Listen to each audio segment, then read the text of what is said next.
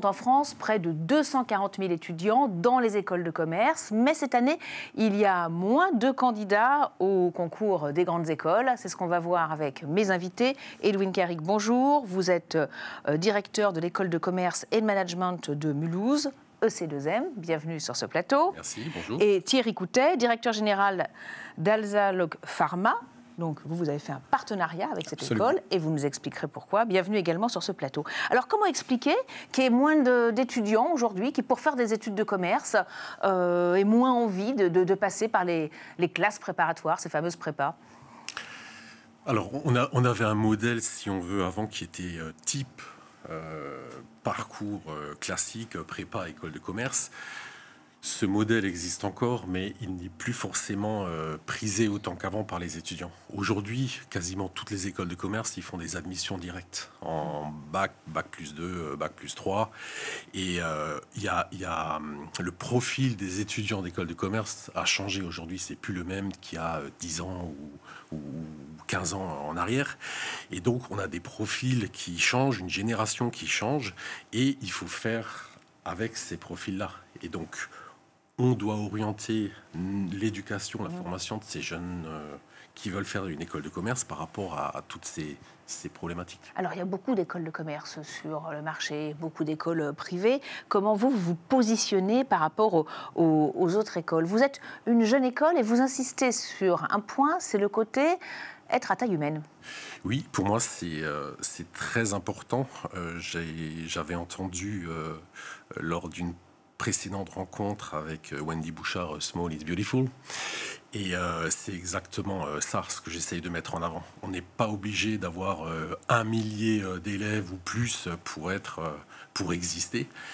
Nous, on met en avant le côté personnalisé en fait, de nos cursus au projet de chacun de nos élèves. Donc l'accompagnement personnalisé. L'accompagnement personnalisé. Et on a toute une palette aussi de cours qu'on ne trouve pas forcément dans tous les cursus ou ailleurs, avec justement du développement personnel, et puis on essaie de mettre en avant les soft skills. Eh oui, alors ça c'est important, les soft skills. Vous d'ailleurs, qui êtes directeur général de Alzalogue Pharma, c'est quelque chose que vous regardez beaucoup, les soft skills, quand vous recrutez des jeunes? Absolument. Aujourd'hui, c'est vraiment devenu la priorité pour nous, puisque l'apprentissage en entreprise se fait finalement assez facilement avec les nouveaux outils, etc. Par contre, le savoir-être, que les gens soient bien dans leur tête, ça c'est beaucoup plus difficile. Et c'est quelque chose qu'on a pu mettre en partenariat avec le C2M, parce que justement, ils sont à taille humaine. On a pu travailler avec eux de manière presque personnalisée pour avoir justement des candidats au plus proche de ce que nous recherchons. Ouais, qu'est-ce qui vous plaît dans cette école au niveau des enseignements, des apprentissages, des profils justement des étudiants qui sortent de cette école? Disons qu'on a des personnes qui déjà sont parfaitement au courant de notre entreprise, de ce que nous faisons. Ils ne viennent pas juste chercher un stage, mais ils viennent rencontrer Alzalogue Pharma. Ça pour nous c'est quelque chose de très important. Et nous travaillons même sur certains sujets avec le C2M qui sont liés à notre entreprise. Ça, je ne pourrais pas l'avoir forcément dans une autre structure. Donc il y a vraiment une volonté de professionnaliser ces étudiants avec ce côté développement personnel. Qu'est-ce qu'on enseigne en développement personnel? Il y a 2 choses.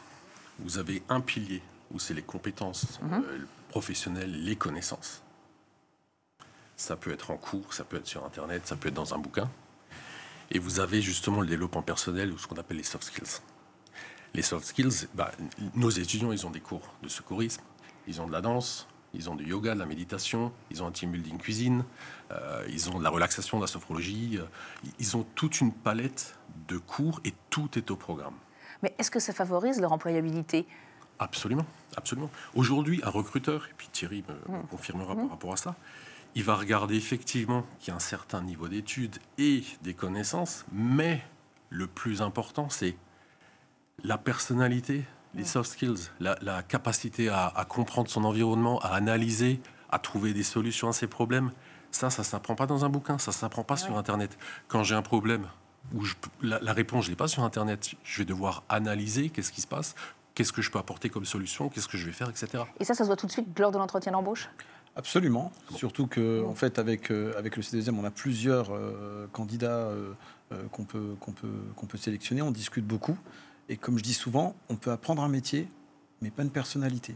Et ça, c'est quelque chose d'important quand on reçoit des étudiants chez nous, qu'ils ont un savoir-être, un savoir-faire et qu'ils ont envie de réussir. Je travaille avec énormément de recruteurs et aujourd'hui, est-ce que je pourrais travailler avec cette personne? Qu'est-ce qu'elle va m'apporter? Ils savent tous calculer, ils savent tous régler des choses, ce qu'ils apprennent en cours, mais est-ce que quand je vais l'amener en clientèle, est-ce qu'elle va savoir bien représenter mon entreprise? Est-ce qu'elle va être agréable? Est-ce qu'elle va savoir trouver des solutions? Est-ce qu'elle va savoir analyser? Tout ça, bien sûr, travailler en groupe. Voilà. Il nous reste 1 minute 17, c'est pour ça que je vous presse un peu pour vous parler quand même de la place à l'international qui est importante aussi pour l'école. Oui, donc il y a 2 ans, j'ai ouvert une école à Dakar, au Sénégal. Donc ils sont à maintenant leur 3e rentrée et puis c'est en train de devenir quelque chose d'assez important sur place. Je travaille également sur l'ouverture d'une école à Miami, aux États-Unis, pour pouvoir faire des échanges avec des étudiants. Donc c'est-à-dire faire venir des Américains sur Mulhouse et puis leur faire découvrir un petit peu les 3 frontières, l'environnement européen, et envoyer des étudiants français aux États-Unis. Donc c'est 2 univers, c'est 2 mondes complètement différents, mais c'est là où ils apprendront le plus en fait. Et là aussi, ça compte pour le développement personnel. Un mot de vos projets. Je ne sais pas, vous voulez à terme, vous voudrez faire des cours en ligne, c'est ça? Presque. On a commencé à le faire. Pratiquement toujours que des cours en ligne, oui? Non, la question que je me pose, c'est est-ce que le futur est-il complètement en ligne? On s'y est tous mis avec le Covid, et on est dans une génération où tout le monde est constamment sur son téléphone portable à faire des choses. Est-ce que, quand on est en salle d'attente, pour aller, je ne sais pas, chez le médecin ou ailleurs, on a une demi-heure, est-ce qu'on va prendre cette demi-heure et se dire, tiens, je vais valider un truc ou je vais regarder un truc et avancer dans mon programme en ligne?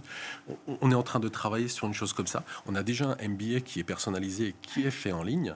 Et je travaille avec des enseignes nationales pour mettre des classes complètement en ligne aussi. Donc, beaucoup de projets concernant cette école. Merci en tout cas à tous les deux d'être venus sur le plateau de Smart Leaders.